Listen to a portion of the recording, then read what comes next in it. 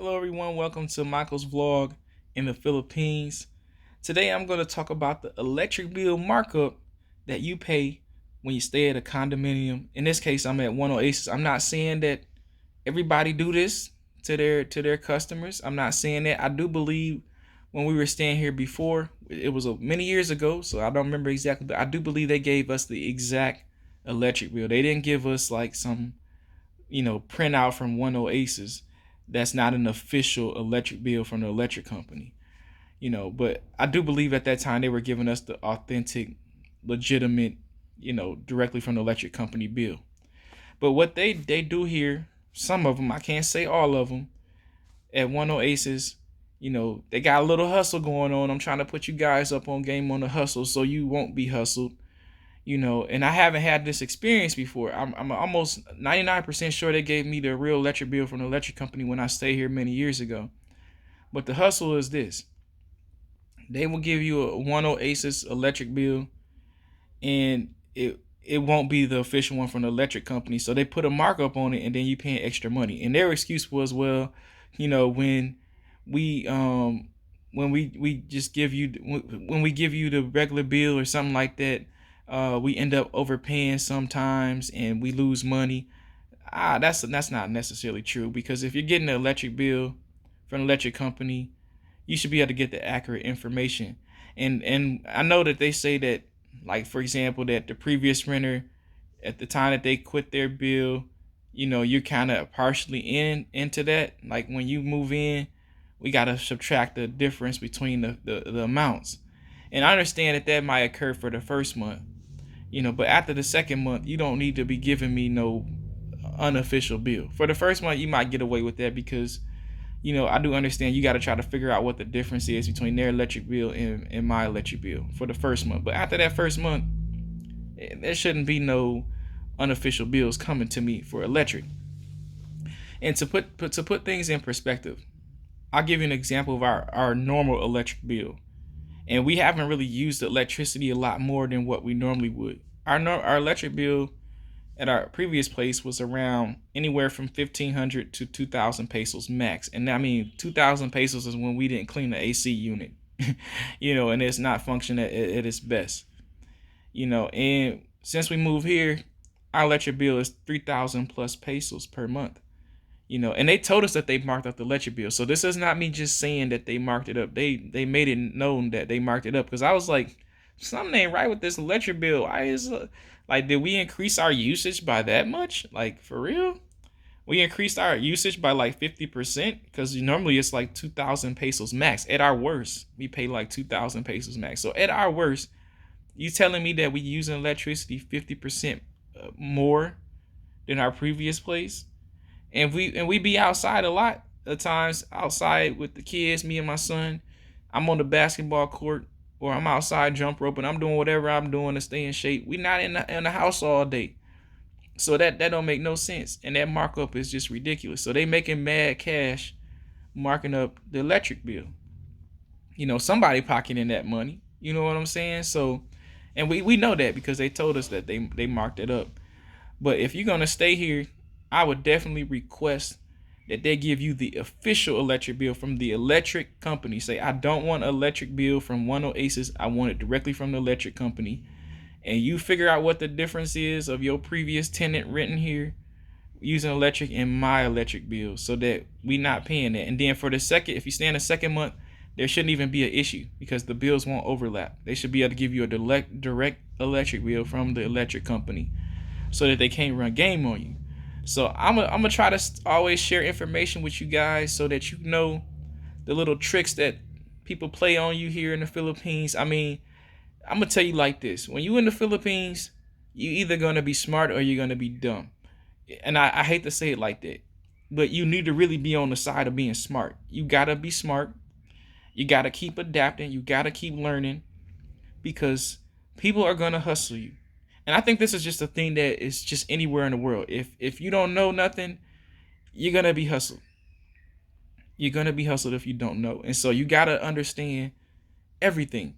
And even to the extent when it comes to like things that you don't want to learn, you gotta learn them. Because if you don't know something, People are going to take advantage of you. That's just the reality of being here in the Philippines. And I would say that would even go for locals. Like, it's real out here. Like, you either smart or you're gonna be dumb. There is no excuses, you know, for being ignorant here. You gotta be smart so that you can get the best advantage when you out here in the Philippines. And that's the real reality. But yeah, I hope that this information I shared with you about like how they do that, giving you an unofficial bill that's not from the electric company, so you have no idea. You never see the real bill, so you have no idea like what your electric bill should really be. you know. But I would request that, and if they make up some kind of excuse, you tell them, well, after the first month, you should be able to give me an official electric bill, even if you can't calculate the math and figure out what they left off at. And matter of fact, you should be able to tell them read the meter, go read the meter to see how much electricity was used from the previous tenant, and then you subtract the difference of what they were at to be whatever my difference is. And then after your first month is up, when your second month hit, you tell them, for my second month, I want an official bill, because there won't be a separation of bills between mine and the previous tenant because a whole month has already passed. So you tell them I want the official electric bill, because that's no longer an excuse after the first month. They can't pull that and say, well, we got to mark it up because we don't know if we calculated the difference right. They won't be able to do that again. And I give you another example, like game got ran on me, and I'm pretty well rounded here. But we bought some mangoes from dude. I thought he was cool. And I think a person's cool if they treat me with respect. And when I mean respect is you charge me what the price is, even if I'm unaware of what it might supposed to be. If you treat me right, I respect you. If you don't, then I don't respect you. I don't respect them anymore. So I'm not buying nothing else from them again. But I found a dude, because we got friends here. They came to visit us, and they happened to buy mangoes from the same dude. He charged them 60 pesos for a kilo. He charged me 100 pesos for a kilo. I got a 40% markup. Now imagine that kind of markup in your daily life when it come to rent, when it come to other purchases. That stuff started to add up. You know what I'm saying? So it's real out here. Even somebody who's a bit more experienced can be got. Now I know the price for mangoes fluctuate depending on the season, and so I was just thinking, well, maybe based on the season, it's supposed to be 100 pesos. You know, but a real way to evaluate that is just to go to the mall and look at the price of the mango. And I hadn't been looking at what the prices is at the mall for the mango, so I didn't know. I just told my wife he said 100 pesos per kilo, and she was like, it's fine. It's fine. But when we found out he charged 60 pesos for a kilo to somebody else, I was like, oh, okay. It's like that. And he don't know that I know that he hustled me. But it's all good. I mean, I'm real simple. You hustle me once, I never buy from you again. It's that simple. You hustle me once, I never buy from you again. That's my rule. I never buy from a person who hustles me. Even if I can afford it. Cause I didn't know it was overpriced, and to me it wasn't that expensive. But still, you didn't treat me with respect. And my thing is, I like to be treated with respect. And if you're gonna be acting like you cool with me, then you need to do what's right. Don't be smiling in my face and then you robbing me behind my back, and you giving other people like way cheaper price than me. And it ain't like you offered a different quality mango. I mean, like if you change the mango quality up and you was like, oh, it's a different type of mango, it's a exotic mango. I'm like, oh yeah, okay, I paid 100 pesos for a different one than him, but it wasn't like that. But it's like if you offered a better service that was different. Like, I don't know how you can offer a better service for mangoes, but if you offered a different service in comparison to your previous customer, then I might be like, well, he did do this, but there's no way to do that with mangoes. You either was treating me fair or unfairly. In this case, it was unfair. But I just wanted to share those experiences with you. Even to this day, I still got people that try to hustle me. Now, it's very rare that they can hustle me when it comes to food, because I'm pretty darn good at knowing the food prices. He just got me with the mangoes because I do know that in the mall, sometimes when the mangoes are not in season, they up 120 pesos per kilo. So he might get me with that game because, I do know that the price for that can change around quite a bit for that particular fruit. But in general, they not gonna hustle me on most other stuff. And they probably won't hustle me again on the mangoes. Because I'm going to be more aware now. I'm going to be like, well, let me go check the mall first and see how much them mangoes cost, because I'm headed that way anyway. I'll come back and let you know if I'm gonna buy it before I buy it, and ask them how much it is. Or I might even bargain now. I'm gonna start bargaining with people when they selling the mangoes on the street. I'm done paying whatever price they name first.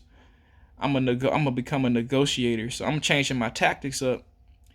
So that way, I mean, I don't have to do it, but I want to see what price they're gonna give me from now on when I negotiate with them. And if I notice that, doing it the Filipino way, because I know Filipinos, they like to negotiate. If I start doing it that way and I see the prices keep dropping, I'm like, man, I'm never gonna pay the first price they offer from now on. Because I'm getting tired of people taking advantage of me. Not that I can't pay it. I'm fine with the price. It's just that my principle is, man, just respect me. I'm buying from your business because, I want to be a customer of yours, but your customer service sucks because you abusing your customer. You know what I'm saying? And so that's my simple principle. I don't care how expensive or cheap your product is. I'll buy somebody product that's more expensive if you offer something that's of value for that extra price.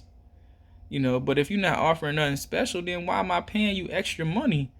Like it's kind of sad, man. Like I don't know, man. I don't understand why they do that to foreigners. I mean, I know they think that every foreigner is super loaded, but even if you think that, it don't matter, man. You should still respect people.